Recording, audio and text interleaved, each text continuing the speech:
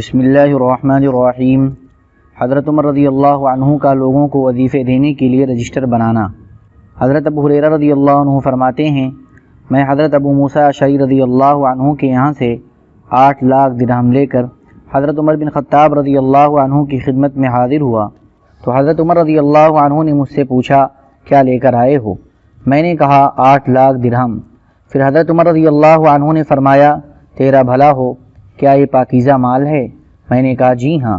حضرت عمر رضی اللہ عنہ نے یہ ساری رات جاگ کر گزاری۔ جب فجر کی اذان ہوئی تو ان سے ان کی بیوی نے کہا، آپ آج رات کیوں نہیں سوئے؟ حضرت عمر رضی اللہ عنہ نے کہا، عمر بن خطاب کیسے سو سکتا ہے جبکہ اس کے پاس لوگوں کے لیے اتنا زیادہ مال آیا ہے کہ ابتداءً اسلام سے لے کر آج تک کبھی اتنا نہیں آیا۔ اگر عمر کو اس حال میں موت آ جائے کہ یہ مال اس کے پاس رکھا ہوا ہو اور اس نے اسے صحیح مصرف میں خرچ نہ کیا ہو تو وہ کیسے اللہ کی گرفت سے بچ سکتا ہے؟ جب آپ صبح کی نماز سے فارغ ہوئے تو آپ کے پاس حضور صلی اللہ علیہ وسلم کے چند صحابہ جمع ہوئے۔ آپ نے ان سے فرمایا، آج رات لوگوں کے لیے اتنا زیادہ مال آیا ہے کہ ابتدائی اسلام سے لے کر آج تک کبھی اتنا نہیں آیا۔ اس مال کے تقسیم کرنے کے بارے میں ایک بات میرے ذہن میں آئی ہے،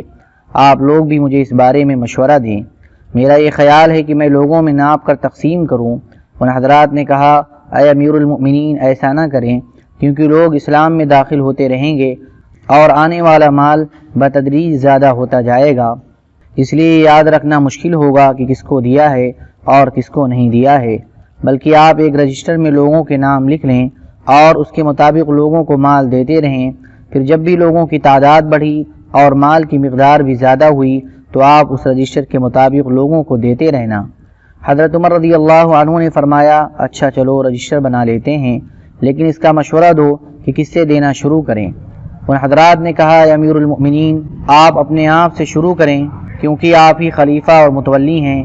اور ان میں سے بعض حضرات نے کہا، امیر المؤمنین ہم سے بہتر جانتے ہیں۔ حضرت عمر رضی اللہ عنہ نے کہا، نہیں، ایسے نہیں، بلکہ میں تو حضور صلی اللہ علیہ وسلم سے شروع کروں گا، پھر جو حضور صلی اللہ علیہ وسلم کے سب سے زیادہ قریبی رشتہ دار ہیں ان کو دوں گا، پھر ان کے بعد جو رشتہ دار ہیں ان کو دوں گا۔ چنانچہ انہوں نے اسی ترتیب پر رجسٹر بنوایا، پہلے بنو ہاشم اور بنو مطلب کے نام لکھوائے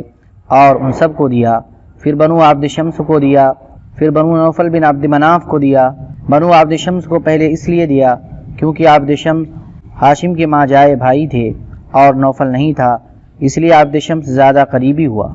حضرت جبیر بن حویرث رضی اللہ عنہ فرماتے ہیں، حضرت عمر بن خطاب رضی اللہ تعالی عنہ نے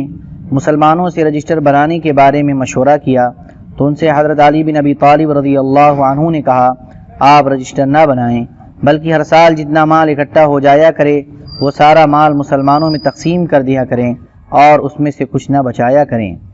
حضرت عثمان بن عفان رضی اللہ عنہ نے کہا، میرا خیال یہ ہے کہ بہت زیادہ مال آ رہا ہے جو تمام لوگوں کو دیا جا سکتا ہے، اگر لینے والوں کی تعداد کو شمار نہیں کیا جائے گا تو آپ کو پتہ نہیں چلے گا کہ کس نے لیا ہے اور کس نے نہیں لیا ہے، اور مجھے ڈر ہے کہ اس طرح تقسیم کا معاملہ بے قابو ہو جائے گا۔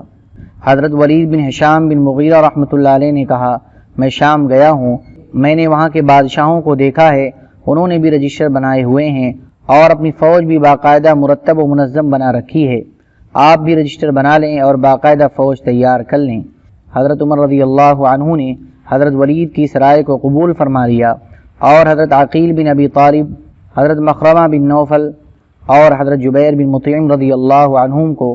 حضرت عمر رضی اللہ عنہ نے بلا کر ان سے فرمایا، رجسٹر میں لوگوں کے نام ان کے درجوں کے مطابق لکھ دو۔ یہ تینوں حضرات قریش کی نسب کو اچھی طرح جانتے تھے، چنانچہ انہوں نے رجسٹر میں نام لکھنے شروع کیے۔ پہلے بنو ہاشم کا نام لکھا، پھر حضرت ابو بکر رضی اللہ عنہ اور ان کی قوم کا نام لکھا، اس کے بعد حضرت عمر رضی اللہ عنہ اور ان کی قوم کا نام لکھا۔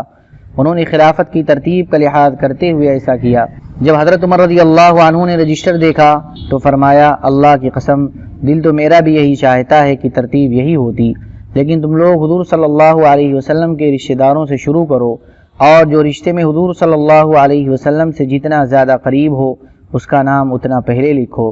بس اس رشتہ داری کے لحاظ سے تم لوگ نام لکھتے جاؤ، اس میں جہاں عمر کا نام آ جائے وہاں اس کا بھی نام لکھ دو۔ حضرت اسلم رحمۃ اللہ علیہ کہتے ہیں، جب تینوں حضرات نے بنو ہاشم کے بعد حضرت ابو بکر اور ان کی قوم اور پھر حضرت عمر اور ان کی قوم کے نام رجسٹر میں لکھے، اور اس پر حضرت عمر رضی اللہ عنہ نے انکار فرمایا تو حضرت عمر رضی اللہ عنہ کی قوم بنو عدی حضرت عمر رضی اللہ عنہ کے پاس آئے اور کہنے لگے آپ حضور صلی اللہ علیہ وسلم کے خلیفہ ہیں۔ حضرت عمر رضی اللہ عنہ نے فرمایا نہیں، بلکہ یوں کہو کہ آپ ابو بکر رضی اللہ عنہ کے خلیفہ ہیں، اور ابو بکر رضی اللہ عنہ حضور صلی اللہ علیہ وسلم کے خلیفہ ہیں۔ بنو عدی نے کہا اچھا یوں ہی صحیح، لیکن آپ اپنا نام وہاں ہی رہنے دیں جہاں ان تینوں حضرات نے لکھا ہے۔ حضرت عمر رضی اللہ عنہ نے فرمایا واہ واہ اے بنو عدی، تم یہ چاہتے ہو کہ میری پیٹھ پر سوار ہو کر دوسروں سے پہلے کھا لو اور یوں میں اپنی نیکیاں تم لوگوں کی وجہ سے برباد کر دوں؟ نہیں، اللہ کی قسم ایسے نہیں ہوگا، بلکہ حضور صلی اللہ علیہ وسلم کی رشتہ داری کو بنیاد بنا کر مال تقسیم کیا جائے گا، چاہے تمہارے نام لکھنے کی باری رجسٹر میں سب سے اخیر میں آئے۔ میرے دو ساتھی یعنی حضور صلی اللہ علیہ وسلم اور حضرت ابو بکر رضی اللہ عنہ ایک راستے پر چلے ہیں، اگر میں ان کا راستہ چھوڑ دوں گا تو میں ان دونوں کی منزل پر نہیں پہنچ سکوں گا، آخرت میں وہ دونوں کہیں اور ہوں گے اور میں کہیں اور۔ اللہ کی قسم ہمیں دنیا میں جو عزت ملی ہے اور آخرت میں ہمیں اپنے اعمال پر اللہ سے ثواب ملنے کی جو امید ہے، یہ سب کچھ حضرت محمد صلی اللہ علیہ وسلم کی برکت سے ہے، وہی ہمارے لیے باعث شرف ہیں۔ آپ کی قوم تمام عرب میں سب سے زیادہ عزت والی ہے،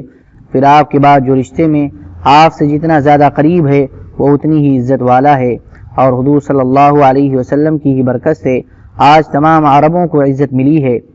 اب اگر ہم میں سے کسی کا رشتہ بہت سی پشتوں کے بعد آپ سے ملے اور اس ملنے میں حضرت آدم علیہ السلام تک چند پشتیں باقی رہ جائیں تو بھی اسی کی رعایت کی جائے گی، لیکن اس خاندانی شرافت اور حضور صلی اللہ علیہ وسلم کے رشتے کی وجہ سے اس دنیاوی اعزاز کے باوجود اللہ کی قسم اگر عجمی لوگ قیامت کے دن نیک اعمال لے کر آئیں اور ہم نیک اعمال کے بغیر پہنچیں تو وہ عجمی لوگ ہم سے زیادہ حضور صلی اللہ علیہ وسلم کے قریب ہوں گے۔ لہذا کوئی بھی آدمی صرف رشتہ داری پر نگاہ نہ رکھے، بلکہ اللہ کے ہاں جو اجور و درجات ہیں انہیں حاصل کرنے کے لیے نیک عمل کرے، کیونکہ جو اپنے اعمال میں پیچھے رہ گیا وہ اپنے نسب کی وجہ سے آگے نہیں بڑھ سکے گا۔ اللہم صلی علی سیدنا وعلی آل سیدنا وحبیبنا ومحبوبنا ومولانا محمد وبارک وسلم۔ سبحان ربک رب العزة عما یصفون وسلام علی المرسلین والحمد للہ رب العالمین۔